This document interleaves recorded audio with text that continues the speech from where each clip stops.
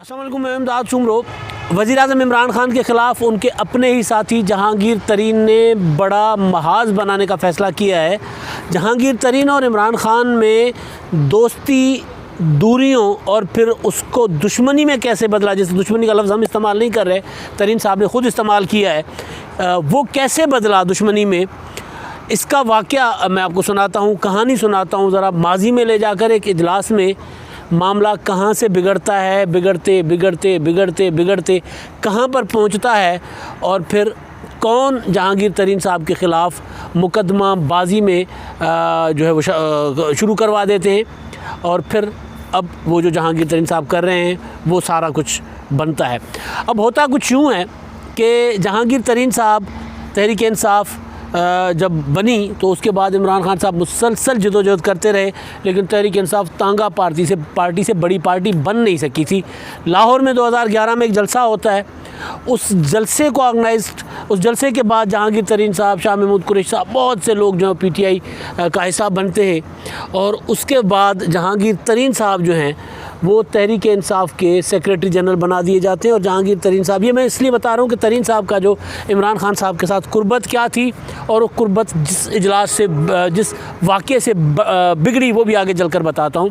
तो जहांगीर तरीन साहब जो हैं वो इमरान खान साहब का एतमाद जीतते गए और वैसे भी तरीन साहब पहले भी मुशर्रफ के दौरे हुकूमत में इक़्तिदार में रहे और मतलब तो उनको पता था, सियासत का भी पता था और इमरान खान साहब के वो उससे बहुत ज़्यादा वाकिफ़ भी थे।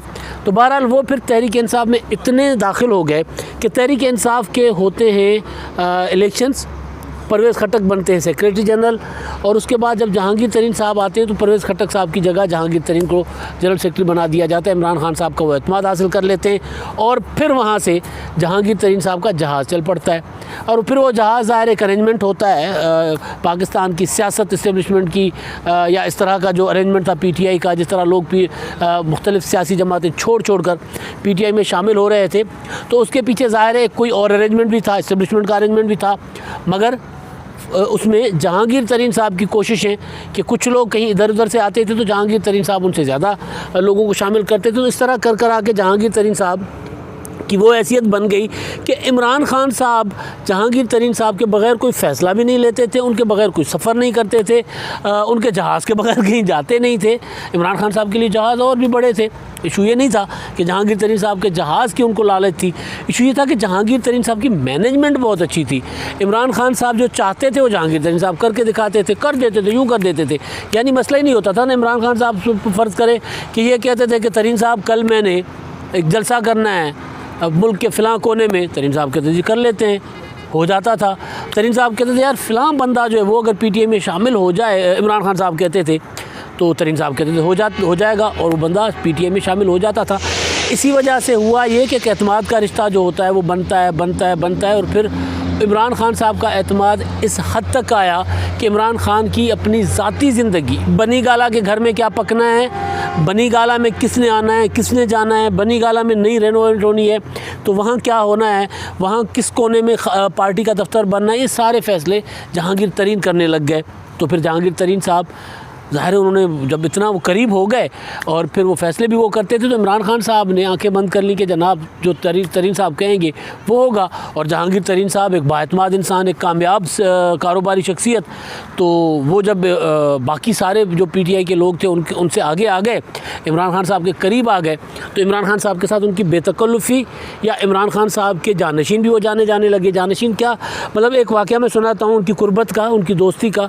वो लीडर और जो है वो नंबर 2 यानी लीडर और उसके पार्टी के उनके बाद के रहनुमा की हैसियत में तो वो थे ही, लेकिन उससे ज़्यादा इमरान खान साहब के बन गए दोस्त, जिसका जिक्र जहांगीर तरीन साहब ने ख़ुद भी किया कि हम तो दोस्त थे, आप मुझे दुश्मनी में क्यों धकेल रहे हैं, अपने दोस्त को दुश्मनी में क्यों धकेल रहे हैं।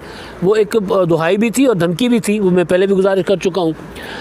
तो वो हुआ ये था कि जनाब इस जो लीडर और पार्टी के नंबर 2 रहनुमा के अलावा भी उनका ताल्लुक़ एक बेतकल्लुफ़ दोस्तों वाला भी बन गया और सारा उठना बैठना जिस तरह दोस्तों में होता है वही हुआ। एक वाक़या है पतोकी का। पतोकी में नकई ख़ानदान शामिल हो रहा था पीटीआई में उस जलसे में मैं ख़ुद भी गया था। एक छोटा सा उनका जो हवेली थी, जो डेरा था, उसकी ग्राउंड में एक जलसा हुआ था। वो जलसा तो हमने कवर किया।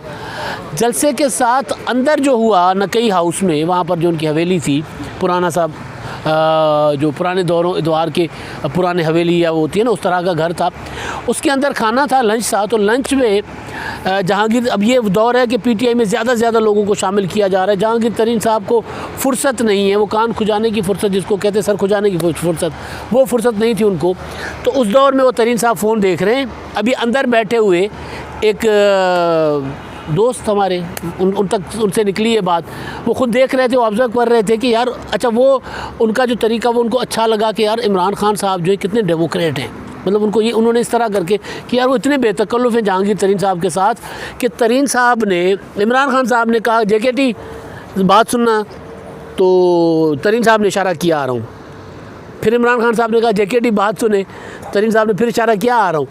तीसरी बार जब उसी तरह इमरान खान साहब ने आवाज़ दी तो तरीन साहब ने इशारा करके कहा यार देखते रहे, मैं फ़ोन सुन रहा, आ रहा साढ़े को, आ रहा मैं। इस तरह यानी कोई जैसे कोई लीडर की तरफ बंदा दौड़ा दौड़ा भागा, जी सर, वो वाला मामला नहीं था।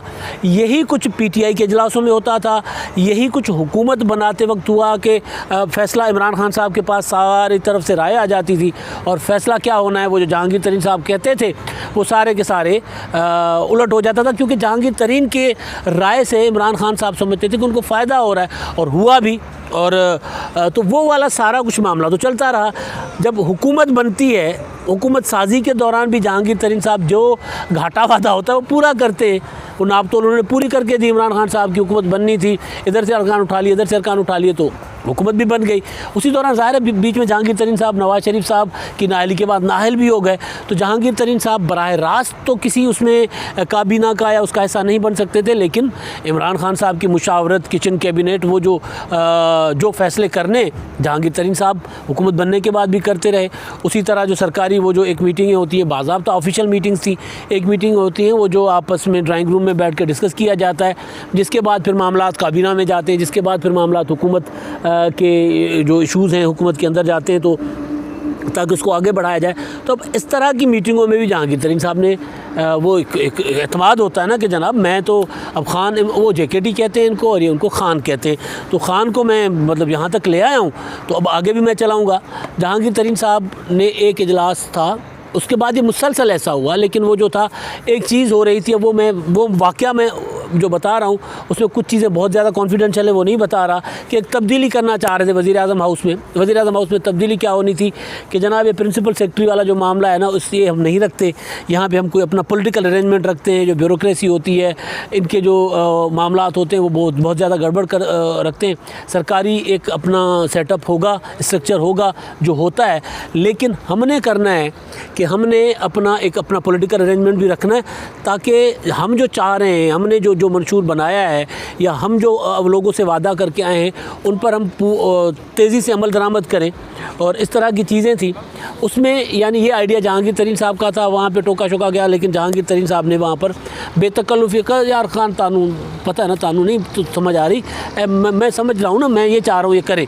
जहांगीर तरीन साहब, इमरान खान साहब ने कहा ओके इसको कर लेते हैं, देख लेते हैं। तो वहाँ जो बैठे बाकी लोग थे, अब उसमें आपको याद होगा कि जहांगीर तरीन जो शाह महमूद कुरैशी थे, वो आम इंतखाबात में मुल्तान से सूबाई नशिस्त भी लड़े थे। उनकी नज़र थी वज़ीर आला पंजाब बनने पे, वो शिकस्त खा गए।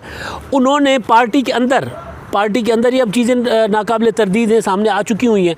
उन्होंने पीटीआई के इजलासों के अंदर कहा था कि जनाब मुझे जहांगीर तरीन ने हरवाया है। तो जहांगीर तरीन साहब का और इनका जेकेटी का, अपना शाह महमूद कुरैशी का एसएमक्यू का और जेकेटी का तो वो लड़ाई झगड़ा शुरू में चल ही रहा था। मुझे याद है एक लाहौर में गुलबर्ग में एक वर्कर्स कन्वेंशन हुआ था, जिसमें शाह महमूद कुरैशी साहब ने जहांगीर तरीन साहब के खिलाफ बहुत बड़ी तकरीर की थी। वो मैंने खुद रिपोर्ट की थी, और वो उसमें उन्होंने ऐसे इल्ज़ाम आयद किए थे तरीन साहब पे और बाकियों पे, कि बहरहाल वो तब हुआ था कि जहाँ पीटीआई जो है वो गई, लगता है कि, लेकिन बहरहाल क्योंकि वो सारे अपनी लॉबिंग, अपने मामला चला रहे थे। तो शाह महमूद कुरैशी साहब जो थे वो ये समझ रहे थे कि उनको जहांगीर तरीन साहब ने हरवाया है। अब उधर इमरान खान साहब के जो आज़म खान साहब जो प्रिंसिपल सेक्रेटरी बनकर आ गए थे, उधर से वो शहजाद अकबर साहब भी इन हो गए थे, ये सारे मामला थे।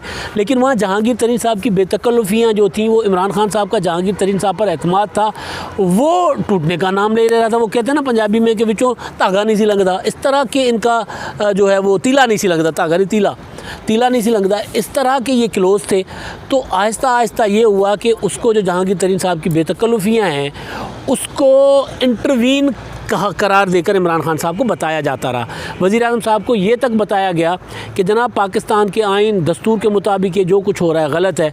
फिर मीडिया को चीज़ें लीक की जाती रहीं। जब जहांगीर तरीन साहब को ज़राअत का दिया गया कि जनाब आप ज़रूरी पॉलिसी बनाएंगे, ये करेंगे वो करेंगे, तो मीडिया को चीज़ें लीक की जाती रही वज़ीर आज़म हाउस से ही, ताकि वो मीडिया में उछले मामला कि भाई एक नाअहल शख्स, इमरान खान साहब के इंटरव्यूज़ भी आपको याद है, वो खान साहब ने एक बार कहा था कि जनाब अगर मैं भी नाअहल हो जाऊँ तो फिर सियासत में कोई नहीं होगा। उनको ये भी कहा गया कि जनाब नवाज शरीफ नाअहल हो गए, वो सियासत नहीं कर सकते, वो पार्टी का ओहदा भी नहीं रह सकते। जहांगीर तरीन साहब की नाअहली का मामला आया तो उन्होंने कहा बिल्कुल वो भी नहीं रह सकते, वो पार्टी के ओहदे से उनको नहीं हटाया, लेकिन उनका मुकदमा चल रहा था। उन्होंने कहा अगर जहांगीर तरीन नाअहल हो गए तो वो भी नहीं रहेंगे पार्टी के ओहदे पर, लेकिन वो पार्टी के ओहदे पर रहे, फिर अदालती फैसले के ज़रिए वो भी गए। तो वो इमरान खान साहब को वो वाली बातें भी मीडिया में दिखाई जाती रहीं, और मीडिया को तस्वीरें ऑफिशियल इजलासों की जो कॉन्फिडेंशियल इजलास होते थे जिसमें जहांगीर तरीन साहब को शो नहीं करना होता था, वो भी चीज़ें मीडिया पर आनी शुरू हो गई। इमरान खान साहब पर तनकीद शुरू हो गई, और तनकीद शुरू हो गई तो उधर जहांगीर तरीन साहब इमरान खान साहब से बेतकल्लुफ़ी का फ़ायदा लेकर कहते थे कि जनाब हमें IMF में जाना चाहिए। असद उमर कहते हैं हमें IMF में नहीं जाना चाहिए।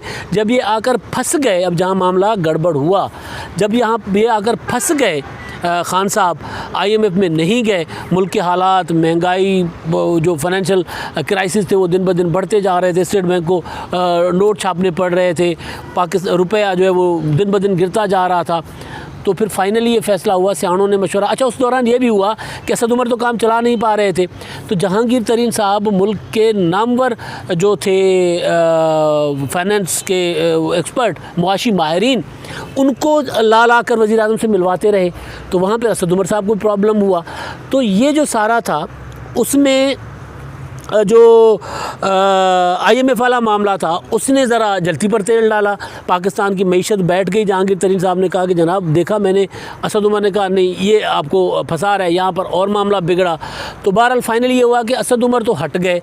अब असद उमर हट गए वज़ारत ख़ज़ाना से, तो उधर जहांगीर तरीन साहब की शुगर मिलों के कुछ मामला थे, बाकी शुगर मिलों के इशूज़ भी थे, वो पकड़े गए वहाँ से, यानी पकड़ लिए गए, या एक जो भी था। जहांगीर तरीन साहब कह रहे हैं साजिश है, हुकूमत कह रही है, शहजाद अकबर कह रहे हैं, या FIA वाले कह रहे हैं कि नहीं साजिश नहीं है, ये तो सीधा सीधा एक गबन है, बहुत बड़ा घपला है। तो बहरहाल वो फिर सामने लाया गया। असद उमर साहब ने पहली तकरीर की थी शुगर वाले मसले पे, आपको याद होगा। उन्होंने असल में ये पूरा एक प्लान था कि जहांगीर तरीन साहब और इमरान खान साहब को दूर करें। तो वो वहाँ से मामला जो है बिगड़ता है, मामला शुरू होता है प्रिंसिपल सेक्रेटरी से, मामला जाता है IMF तक, IMF से जो है वो चीज़ें बिगड़ती हैं, और बिगड़ती इतनी है कि वो तकरीर हो जाती है। तकरीर के बाद फिर शुगर का एक स्कैंडल आता है, स्कैंडल के बाद शुगर कमीशन बनती है, कमीशन के बाद मामला चला जाता है शहजाद अकबर के हाथ में, और फिर जहांगीर तरीन साहब चले जाते हैं बाहर। और आपको याद है मैंने एक बार गुजारिश की थी कि जहांगीर तरीन साहब बाहर से जब वापस आए थे यहाँ पर पाकिस्तान, तो उसमें उन्होंने इमरान खान साहब से मशवरा करके, रब्ता करके, जो कमीशन ने मुझे फ़िक्स नहीं किया, तो उन्होंने कहा बेशक आप क्लियर है, उन्होंने कहा आप खुद तहकीकात कर लें। ये जो मैसेजिंग हुई थी इमरान खान साहब और जहांगीर तरीन साहब की, उसमें उन्होंने कहा जी बिल्कुल आप बिल्कुल क्लियर हैं, आपको कोई इशू नहीं है। उन्होंने कहा मैं वापस आ जाऊँ, उन्होंने कहा आ जाएँ। वो वापस आए तो उन पर मुकदमा हो गया। जब मुकदमा हो गया उन्होंने कहा ये क्या हुआ, तो उन्होंने कहा वो कह रहे हैं वो, यानी शहजाद अकबर वगैरह, कि क्योंकि शहबाज शरीफ को भी फ़िक्स करना है, नवाज शरीफ साहब की मिलों का भी हिसाब किताब लेना है, जरदारी साहब की मिलों का भी हिसाब किताब लेना है, लिहाजा बैलेंस करना है। तो आपको बैलेंस करने के लिए किया गया, आपके ख़िलाफ़ और बड़ी कार्रवाई कोई नहीं होगी। तो जहांगीर तरीन साहब ने इस पर बहुत बड़ा कहका लगाया था। वो जो मैसेज जब इमरान खान साहब का जवाब ही आया था ना, तो उन्होंने बड़ा सा कहका लगाया था कि जी बैलेंस करने वास्ते मैं ही रह गया। तो बहरहाल वो जो है मामला वो वहाँ से शुरू हुआ, वहाँ से बिगड़े हालात और यहाँ तक पहुँचे कि जहांगीर तरीन साहब के ऊपर FIA में एक मुकदमा हो रहा था। और फिर जहांगीर तरीन साहब जो चुप बैठे थे, कुछ नहीं करना चाह रहे थे, उन्होंने PTI के अंदर दरारें डालना मिलाना शुरू कर दी हैं, उन्होंने MNAs और MPs मिलाना शुरू कर दिए हैं। अभी उन्होंने एक ट्रेलर दिखाया है 2 दिन पहले, मगर मेरी इतलात ये हैं कि तरीन साहब के पास 40-50 से ज़्यादा MPAs हैं मुस्लिम लीग PTI के, और MNAs की भी एक लंबी लाइन है जो उनके साथ राब्तों में है।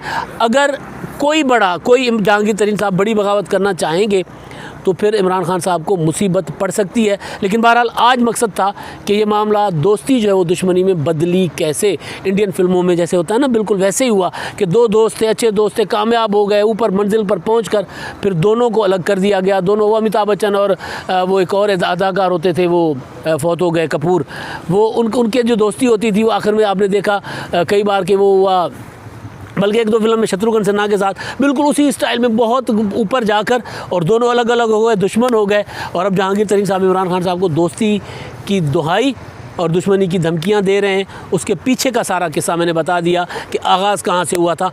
आगाज़ हुआ था जहांगीर तरीन साहब इमरान खान साहब को वज़ीर आज़म नहीं समझ रहे थे, वो दोस्त समझ रहे थे, और इमरान खान साहब ने कहा अब नहीं, अब मैं वज़ीर आज़म हूँ। अब तक के लिए इतना ही, अल्लाह हाफ़िज़।